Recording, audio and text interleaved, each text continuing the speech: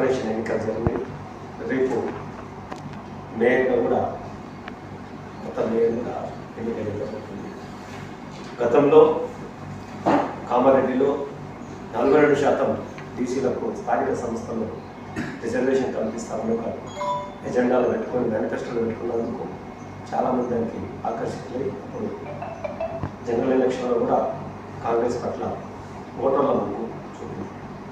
ఆ తర్వాత ఇటీవల ఒక కాల క్రితం కూడా 47% స్థానిక సంస్థలు ఇస్తామని సర్పంచ్ ఎలక్షన్ వచ్చే వాళ్ళకి కేవలం 20% ఇచ్చి మొండి చేసి వచ్చిన కాంగ్రెస్ ప్రభుత్వం గెలిచిన అందరినీ కూడా వాళ్ళ సంఖ్యాబలంగా చూపించుకున్నారు. చాలామంది రివర్స్ చేసి గెలిచిన సందర్భాలు అంటే జనరల్ స్థానంలో కూడా సర్పంచ్ గెలిచారు.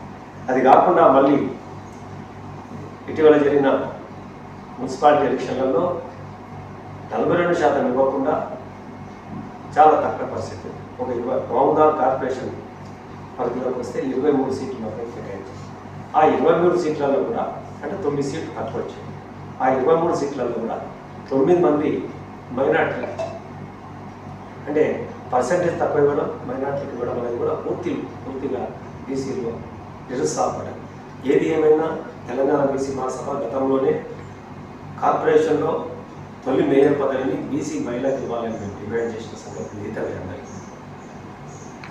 ఆ రకంగానే ప్రభుత్వం బీసీ మహిళ మేయర్గా రిజర్వ్ చేయడాన్ని ఆశించింది.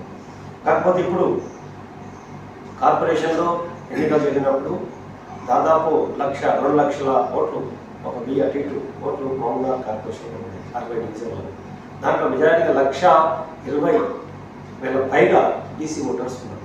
వీళ్ళందరూ కూడా బీసీ మహిళా మేయర్ అనే ఉత్సాహంతో కాంగ్రెస్ను ఎక్కువ ఆదరించడానికే సుమారు కాంగ్రెస్ మేయర్ పదవి అందుకునే మెజారిటీని పొందింది.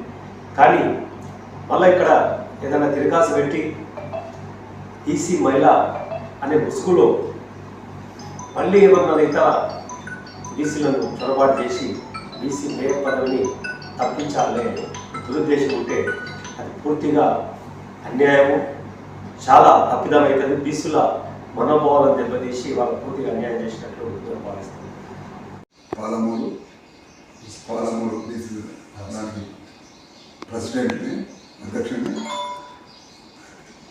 పాలమూరు ప్రజలకందరికీ కూడా మా శివరాత్రి శుభాకాంక్షలు తెలుపుతున్నాను. ఇక్కడ కీలకమైన పాత్ర ఏంటంటే బీసీగా ఉండి మెట్టిగారి సీనియర్ క్లుప్తంగా వివరించారు. దాంట్లో ఎలాంటి అబద్ధాలు లేవు. అదొకటి. సో మాకు తెలిసిన విషయాలు ఏంటంటే మహబూబ్నగర్ జిల్లా లోపల ఉన్న బీసీలు చాలా ఉన్నారు. బీసీలు అంటే ప్రతి ఒక్కరు క్యాస్ట్ వైజ్ ఆ ప్రభుత్వం ఇచ్చిన లిస్టు ప్రకారం బీసీలు. దానికి తప్పిదారి వేరే తీసుకుంటే ఈ ప్రభుత్వం మరి ఎవరైనా సరే కానీ క్షమించే విషయం లేదు. బీసీలలో ఎవరికి ఇచ్చినా మాకు సంతోషమే. కానీ వాళ్ళు ఇచ్చిన సూచన ఏంటంటే బీసీలకే ఇస్తాము అని ఒకసారి నిర్ణయించిన తర్వాత ఇప్పుడు ఇక్కడున్న మన తెలంగాణ రాష్ట్రంలో ఉన్న ప్రభుత్వం వాళ్ళు దాన్ని తిరిగి ఇంకోలాగా చేసేవాళ్ళు దాన్ని మాత్రం బీసీలు ఎవరు కూడా క్షమించరు. దానికి తగిన బుద్ధి చెప్తారని కంఠాపదం కూడా ఇక్కడ మేము తెలియజేస్తున్నాము. ఇంకో విషయం ఏమంటే